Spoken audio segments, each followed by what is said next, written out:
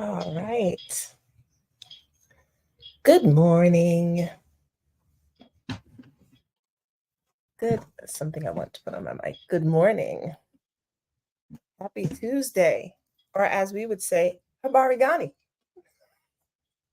It is the first day of Kwanzaa. Let me try this. All right. Habari Gani. It is the first day of Kwanzaa. Umoja is how you would answer that question. So for the next 7 days, you'll most likely hear me doing that. Habari Gani means like, what's the news? What's happening? And since it's the first day of Kwanzaa, we would respond Umoja. And on my social media pages, I think I need to put it on Sensual Energy Alchemy. I asked the question, what does unity mean to you? So that is the question on the Devi Maisha side of things today. What does unity mean to you? For those of you who are just joining me, welcome. And you're like, what is this? What is going on? My name is Devi Maisha, and I am the Sensual Energy Alchemist. I am a master life coach and a sacred sexuality teacher, guide, and my work centers reconnecting Black women to their freedom, their sovereignty, and their power through sensuality and pleasure. And I want to say we're not taking a break from that. We're just coming into it from a different perspective, doing the 40-day prosperity plan, because abundance of anything is abundance of everything. And if I want you to have an abundance of orgasms, it also means I wish for you to have an abundance of wealth, of friends, of love, of family, of good food, of all the things. So it doesn't just stop and start in one area. We're not compartmentalizing here, which is what many of us have been taught to do. So welcome to the 40-day prosperity plan. We have been using the Abundance book by John Randolph Price. There it is. And today is day 6. Now, if you're not on day 6, if you're on day 4 or 5, that's fine. Like I said, please come into the live streams anyway. It's not like you're like spoiler alert or something like that, but I want you to stay hooked in. If you're not able to watch me live, that's fine too. There's no FOMO here. You're not missing out on anything. You can still comment under. I still go back and check, usually toward the middle and the end of the day. If you can do this in the morning, awesome. I only recommend it in the morning because by the time we get through our day and the day is over, we might forget. And I have to figure out why my webcam does that. Is it my movements that do that? Like, why does it like woof? I need a tech person to help me understand that. If you do it in the evening, it's fine as long as you remember to do it in the evening. So I don't want you to feel pressure that you have to do this at a specific time of day. I would suggest, however, that whatever time of day you choose, you stick to it so that it doesn't become some random haphazard thing. And one of the days I think we're talking about chaos and money. I put it down. Oh, yes, we are. I think day 10. And I say I think because it might shift. For instance, and I'm gonna read day 6 in a minute. For instance, day 5's, what I spoke about for day 5, fear of your power of creation, was meant for today. But the way things were flowing, it just felt like that needed to be discussed yesterday. So that's why I don't let you all know in advance what the topic is going to be, because it could shift, because that's how feminine energy works. Okay, so day 6. And good morning to everyone joining. Good morning. Good morning on Facebook. Good morning on LinkedIn. Good morning on YouTube. Good morning on Instagram. I think I've covered all of the bases. Yes. All right. Good morning to everyone. All right. So day 6. My inner supply instantly and constantly takes on form and experience according to my needs and desires. And as the principle of supply in action, it is impossible for me to have any needs or unfulfilled desires. I'm going to read it again. My inner supply instantly and constantly takes on form and experience according to my needs and desires. And as the principle of supply and action, it is impossible for me to have any needs or unfulfilled desires. So you can see why we're going to talk about desires today. So as I was reading and writing day 6, and I have my own method, which I'll share my method with you. Because I do embodiment work and I believe in soma, soma is of the body, and I believe that our body is an antenna. My personal belief is that this spark of God, this spark of creation, enters into us during that moment that sperm hits the egg. It is one of those unknowables of the universe that science will never probably be able to break down because it is otherworldly. The moment that spark hits, the soul becomes one with the soma, with our body, and intertwines and interfaces with it.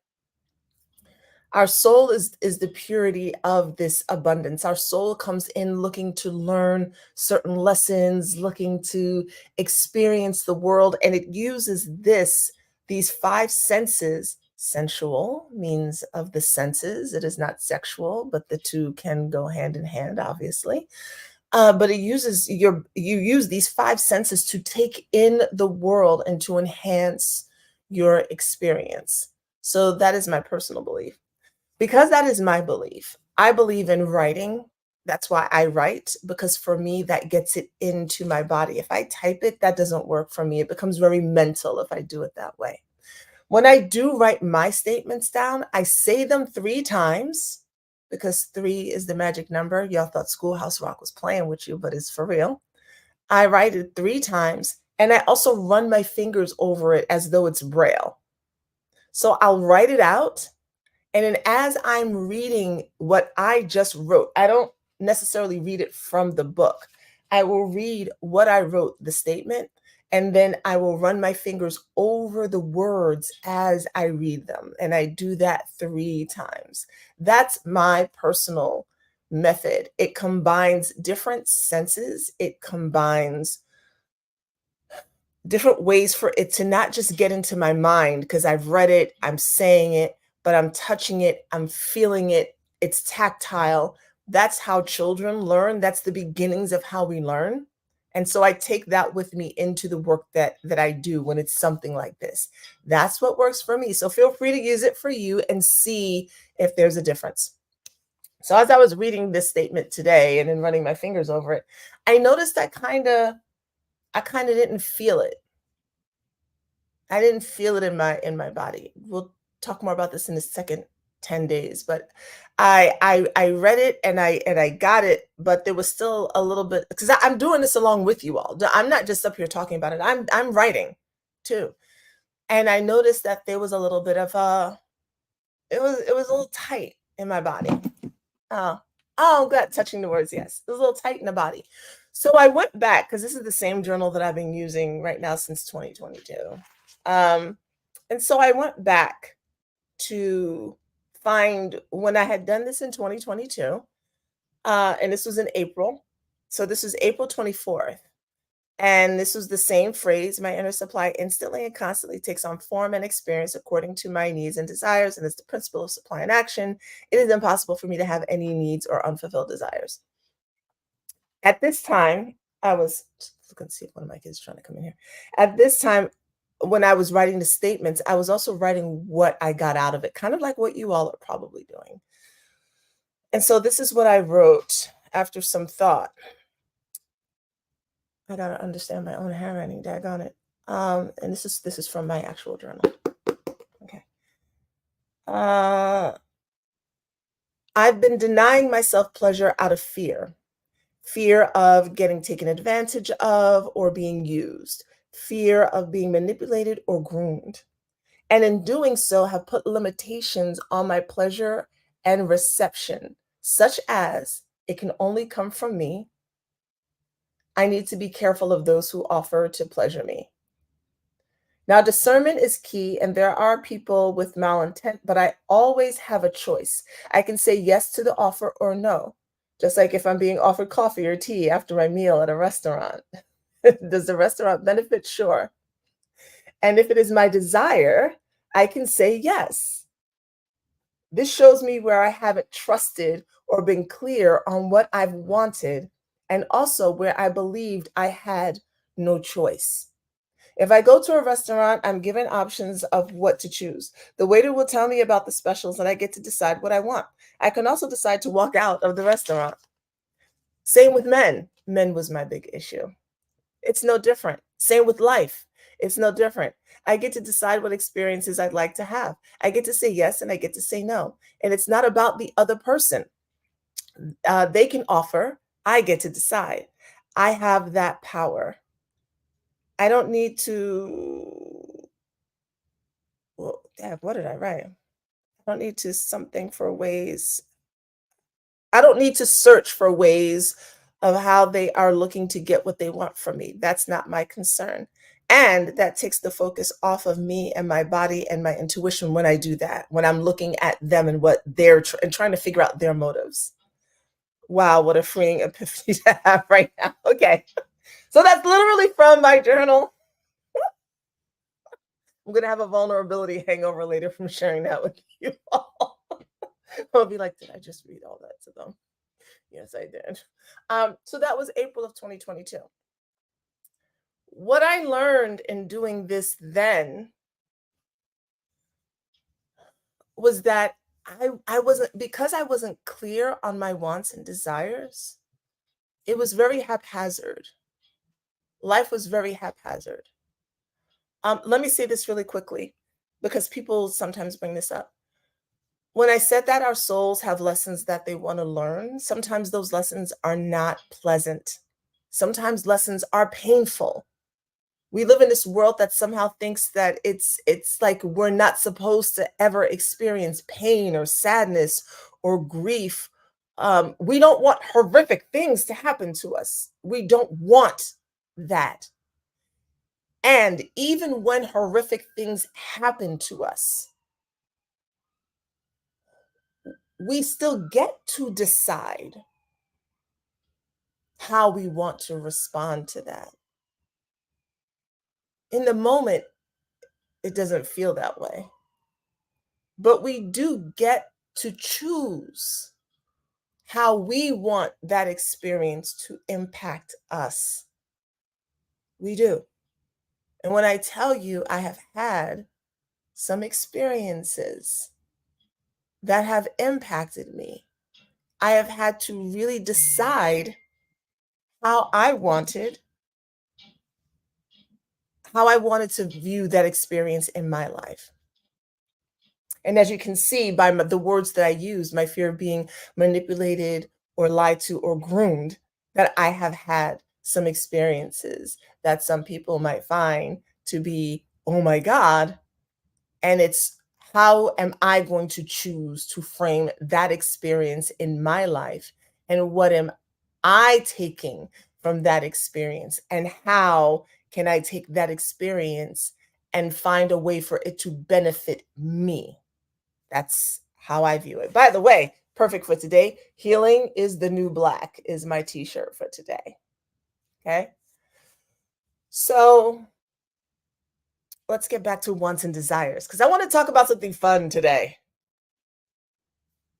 If, and I say if, right?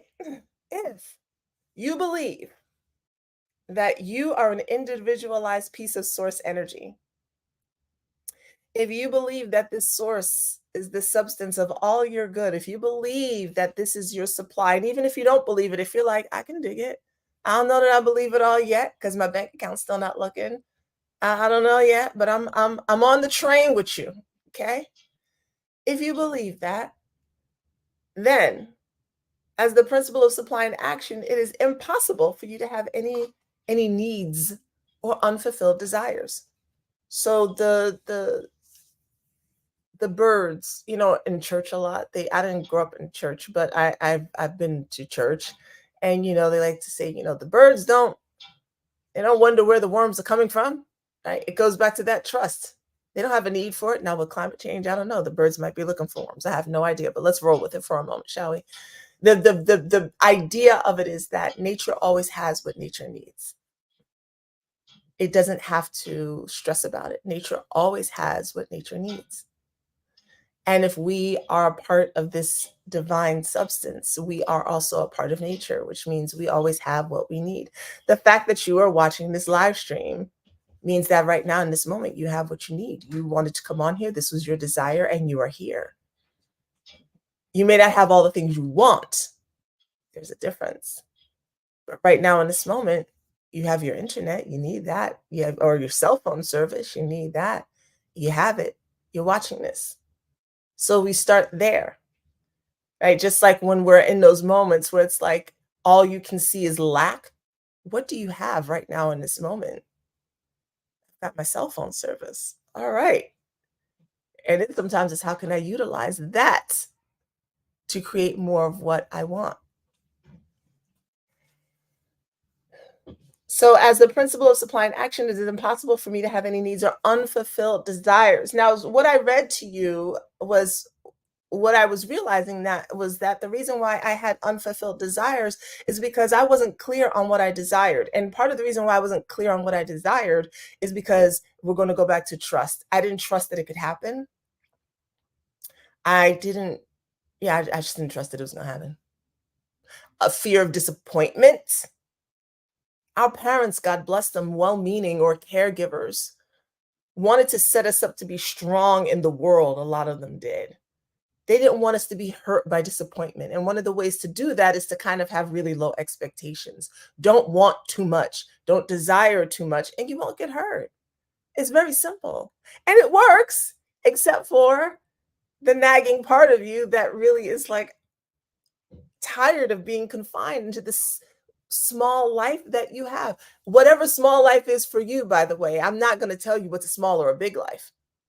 Right? But whatever your version of small life is, there's a part of you that's like, I need to get out of this. This is what I really desire. This is what I really want. And we haven't given ourselves time to think of ourselves, time to think about that because we've been stressing. This goes back to creation. When you're in stress mode, you cannot think clearly. When you're in lack mode, you cannot see clearly. Is it like the progression of what we're doing thus far, and this is just day 6, is it kind of making some sense to you? Because if you're sitting around looking at all that you don't have because it doesn't look like either what you think you should have or it's not coming to you in the way that you think it's supposed to, you're denying yourself. You're not able to see clearly. So, real quick, shout out to the people in the Facebook group who are bragging on the things that are happening to them. One woman said it was a safe space, and I there was a part of me that was like, "Oh, yes, I'm so happy," and part of me was like, "Oh no, there's so many people who don't feel safe enough to talk about all the great things that are happening in their lives."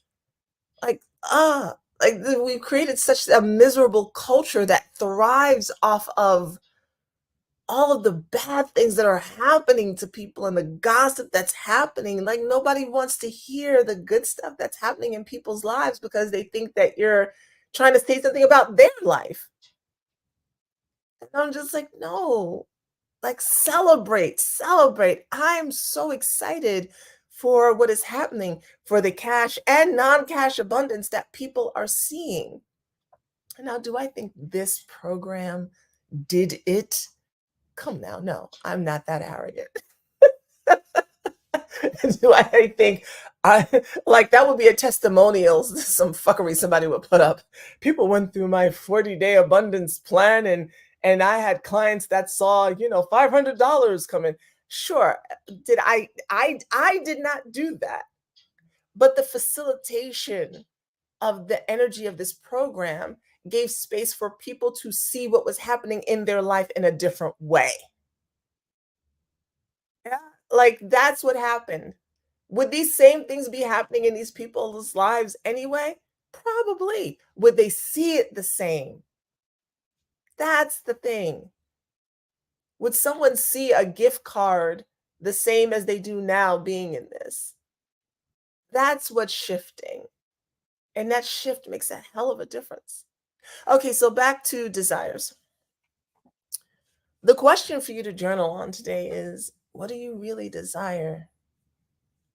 And I want you to go balls to the walls. I want you to I want you to pull out all the stops. I don't want you to think logically about it. I want you to go completely into fantasy land. I don't care if you desire a unicorn. I don't care if you desire a bag of gold at the end of a rainbow, if you want a 5-bedroom home on a lakefront, if you want a Maserati, if you want to get married and have, you know, 3 children, if you want a job making 6 figures, if you wanna have, you know, 2 wives, if you wanna have 3 husbands, I don't care what it is. I want you to write it out. I just want you to not even I just want you to be 5 years old and live and whatever and just write it out. Candy cane house. There's a method to this madness. And it is so important to us sometimes as adults to get out of the logical thinking, be realistic box that we have been put in order for us to also see abundance differently. What do you really desire? Because the way the 40-day prosperity plan is set up, the way these teachings work is that when you're clear on your desires, God, source, the universe is set up to deliver those desires to you. Now, I have a piece of hair trying to find its way into my eye. Now, part of we're going to do this later on. I'm going to make a mental note and write it down. Part of getting clear on desires, though, is also learning the difference between what is your true desire and what you've been taught to desire. And when I talk about what you desire, I mean, I want you to write it out the way I just described it right now. Just, I don't want you to refine it. I just want you to write it out and have fun with it. Later on down the road, where each week we'll refine a little bit. Um, Many times our desires come from a place of not all the time, but many times they come from a place of not from our soul, not from spirit.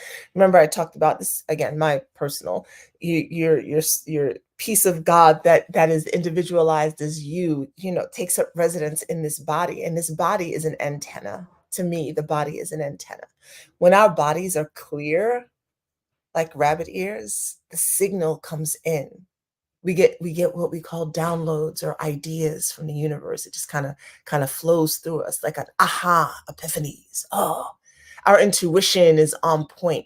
We're guided towards things that we didn't even realize we were being guided towards. And we've each had these experiences in our lives. We might not have paid attention to it. But that's us being in tune with God, with source, with creation, right? So we're in tune with this. Living in this life, what happens is there's a lot of static. And so it's difficult for us to get the rabbit ears clear. It's a lot of snow, a lot of cultural things and religious things and trauma things and societal things that dampen our antenna. So we're not able to get really clear. So then our desires become desires of the egoic world as opposed to the desire of our actual soul. So you might not be able to hear the desires of your soul yet because you're so fixated on what you've been taught to do. I'll give an example and I'll read this and then we'll head out for the day. Uh, I went to boarding school for high school in New England on scholarship, and the expectation was that I was going to go on to college after that. Uh, of course, it's private school. This is what you do. I was not given the option to go to a state school, which I probably would have flourished at, would have been best for me. I could have still gone away, but been close to home. That's not how private school operates. You know, the goal is to get you into the Ivies and the other PWIs, you know, well, if you're Black, predominantly white institutions. And so, and like HBCUs weren't even on the list or a thought. So I didn't know what my desire was. I just knew I knew I didn't know what my desire was. I knew my desire was to go to college, right? So that everyone would be proud and happy. And I did. I got into NYU. Woohoo, exciting. And I went there for my freshman year and I was miserable. I was miserable. And so I decided to transfer. So I transferred to Temple University in Philadelphia because it was close by. I still don't know anything about state schools, by the way. I had no idea about them. So I go to Temple. Philadelphia is like an hour and a half away. I was miserable. So I left school. Much to everyone's chagrin and dismay, I'm the oldest child of my parents. I'm the oldest grandchild on both sides, and there was an expectation. And I left school. And I tried to go back again. I went to community college for a little while. That was my best college experience, by the way. I learned so much there. And I left again. Depression. That's a story for another time. I finally got my degree in 2020. Why? Because I wanted it. It was my desire. I wanted it for me because I wanted to complete it. I wanted it for me because I wanted to show my children that it doesn't matter how long it takes you to do something. You're not behind. You're exactly where you need to be, and you're perfectly fine. And do it on your timetable. My desire was not to go to college. It wasn't. And it took me a long time to figure out the difference between my truest desires and the desires that have been handed to me by others or the expectations of society that have been handed to me. And there are times when I still get a little, caught up in it, what society says I'm supposed to have or do or be as a 50-year-old Black woman. I will probably defy all of those because I'm a rebel and because I don't give a shit at this stage in life what other people think I'm supposed to desire or want or be like. It's my life. So, what do you desire? We're going to start out with the most outrageous. I don't care what it is. What do you desire? I don't want you to sit here and think about the time frame or how much money it takes or how much time. I don't want you to think about any of that. Only just what do you want? Like the Notebook. What do you want? Right? She's like, I don't know. It's not that simple. What do you want? That's the question. Because if you're seeing life kind of like be all over the place, you might not be very clear on what you want or desire, or you think you know, but it's not it's not congruent with your soul's desires. You're not in alignment. It's not meshing. Okay? So statement 6. My inner supply instantly and constantly takes on form and experience according to my needs and desires. And as the principle of supply and action, it is impossible for me to have any needs or unfulfilled desires. It is impossible. I am an individualized piece of God, creator, source. It is impossible for me to have any unfulfilled desires. But I need to know what they are first. So write those out. All right, if you're in the Facebook group, I feel like I might do a live stream in there later on today. I'm not sure. I just feel like it's brewing in me. Yeah, so that's it for today. Thank you all so much for joining. Thank you, Facebook, for being here. Thank you, Instagram, for being here. Thank you, LinkedIn, for being here. Thank you, YouTube, for being here and for showing up for you. This has been an amazing experience thus far for me, and it's only day 6. Stamina. Okay, stamina. We're going to keep it going. We're going to keep it going. All right. You're well. Thank you for your time. Okay, we're in this together. Thank you for your time. You don't have to be here. You could be anywhere else. All right. I will see you all tomorrow for day 7. Bye, everyone.